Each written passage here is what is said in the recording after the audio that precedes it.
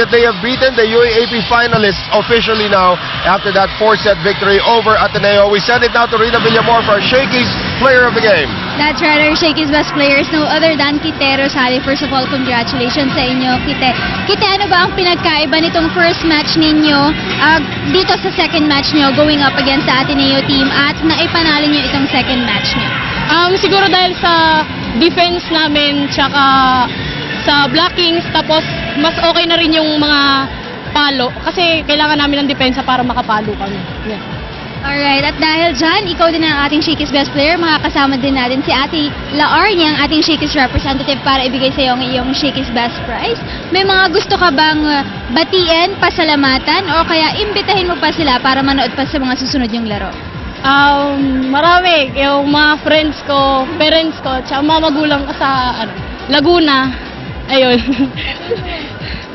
Pabati daw si ROIC, CNETC, Comandante, NETC. Ayun. Yung lahat na sumusuporta sa Navy.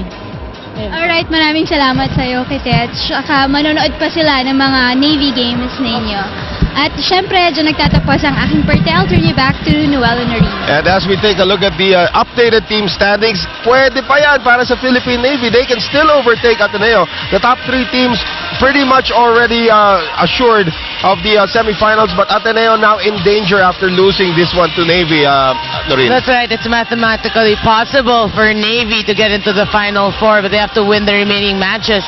But for Ateneo, you're still ahead by 1 game, so you still got to focus on the succeeding games. We will see what happens. The drama continues here at the Shakey's V-League. On behalf of Noreen Go, my partner, and our interviewer Rina Villamor, ito po si Noel Zarate. Paalam!